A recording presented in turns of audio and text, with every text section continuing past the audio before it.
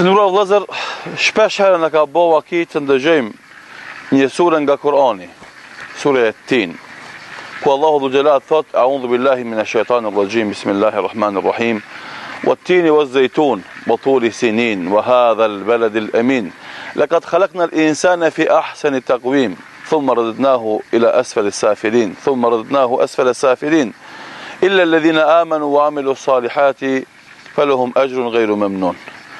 فما يكذبك بعد بالدين أليس الله بأحكم الحاكمين. Kjo sure fillon me betim të Allahu Dhul Jalal në disa gjëra.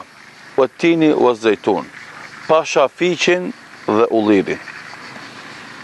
Wa turi sinin, dhe turi Sejna.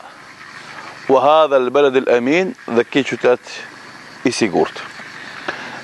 Fiqi dhe ulliri janë pemë që gjinden në vendet mediterane dhe janë vetvetiu pemë të bereqetshme, ushqime të begatshme, janë të dobishme. Dhe dietarët e tefsirit ku kanë fol rreth këtij ajetit, wat-tini waz-zaytun, pasha fiqin dhe ullirin, kanë thonë a është qëllimi i betimit për vetë fiqin edhe ullirin apo për vendet ku bëhet fiqi dhe ulliri.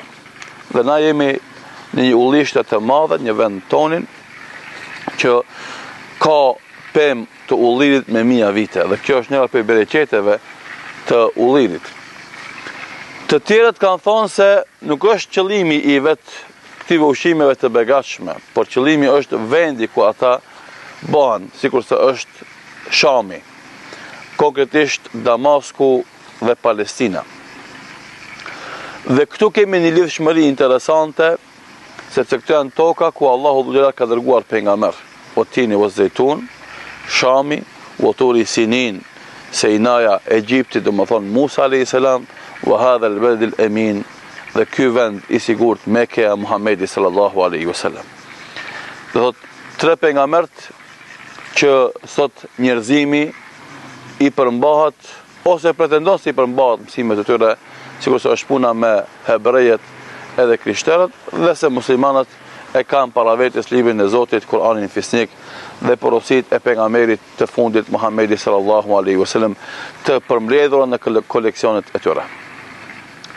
Kjo është një simbolik e cila do thot tregon se ulul azmi min ar-rusul, 5 pejgamberët e dalluar që janë Nuhi, Ibrahimi, Musa, Isa dhe Muhamedi sallallahu alaihi wasallam, dhe këta tre janë të fundit me të cilët domethënë dallohet njerëzimi si pejgamber më zgjedhur të Allahut subhanahu wa taala.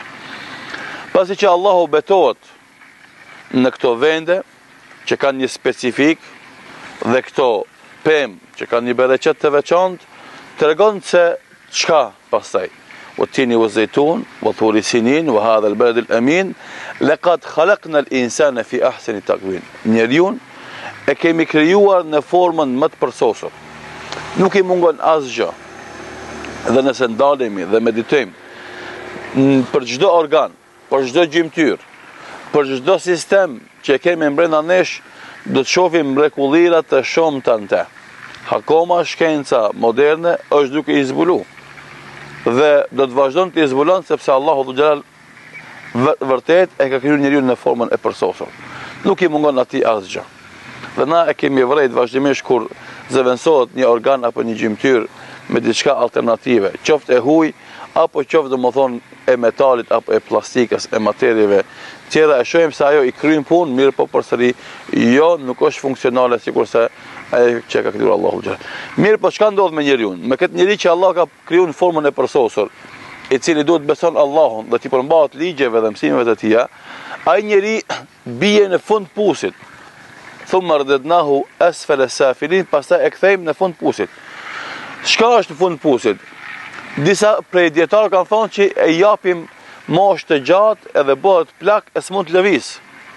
Dikush ka thonë jo, nëse ai nuk i përmbahet udhëzimeve të Zotit, kthehet edhe futet në fund të xhehenemit. Cili do qoftë tefsiri më i saktë, qëllimi është se Allahu Dhul Jalal njeriu e ka krijuar në formë të përsosur, dhe me vetë këtë i bëhet detyrë dhe obligim të njeh madhrinë e Allahut, të nështrohet mësimeve dhe udhëzimeve të tij dhe të jeton sipas tyre. Dhe të thret të tjerët në të. dhe të bën durim në këtë rrugë. Përndryshe do të jetë i shtypur në këtë botë, në fund të pusit, në bisht të karavanit, ashtu sikur se ndodh, ose nëse jo këto spaku, do më thonë xhehenem do të jetë në fund të xhehenemit nëse e ka mohuar Zotin dhe i ka përbuz udhëzimet dhe mësimet e Allahut xhelal. Nga kjo përjashton illa alladhina amanu wa amilu salihat, përveç atyre që besojnë dhe bëjnë vepra të mira. Dhe kjo është një specifik kuranore që besimin kur nuk e lën të vetmuar nga vepra, sepse nuk ka mundësi të jetë një pemë kur s'ka fryte.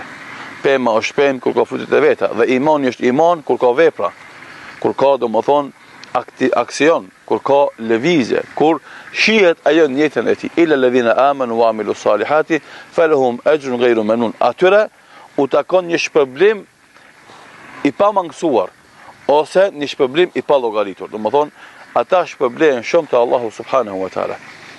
Edhe pastaj kur njeriu e analizon këtë kontekst kuranor, betimin, përcaktimin e njeriut në formën e krijimin e njeriut në formën e përsosur, dhe se ai njeri nëse i përbuz udhën e Zotit kthehet poshtë, përveç atyre që besojnë dhe bëjnë vepra të mira, ata kanë llogari pa fund ose pa kufi ose pa llogari. Fema yukadhibu ka ba'du bin. Atëra a ka Allah hapësirë që ti me përgjinjështu ditën e Kiametit, ditën e llogarisë, ditën e ringjalljes? Alaysa Allahu bi ahkamil hakimin. A thua vallë Allahu nuk është gjykatësi më i mirë, më i drejtë, më suprem? Gjithsesi, për sunetit pejgamberit sallallahu alaihi wasallam është që kur lexohet kjo sure themi bela, gjithsesi Allahu dhu xhelal është, domethënë gjykatësi më i mirë. Sidoqoftë, kjo sure në këtë ambient ku i shohim këtë ullishte dhe këta ulli, na detyron të ndalemi të meditojmë rreth ajeteve kuranore që të lejojmë deportojnë ata në thellësirat e zemrës dhe mendjes tonë dhe të bëjnë ndryshimin e duhur në jetën tonë. E lutim Allahun xhelal që vazhdimisht jem afër Kur'anit, të jetojmë me Kur'an dhe të punojmë sipas Kur'anit, të mësojmë Kur'anin, të mësojmë fëmijëve tonë Kur'anin dhe të thithim nektarët e bukura të mësimeve dhe ajeteve kuranore dhe kështu që ta kënaqim Allahun xhelal. Zoti ju shpërblet. Selamun alejkum wa rahmatullahi wa barakatuh.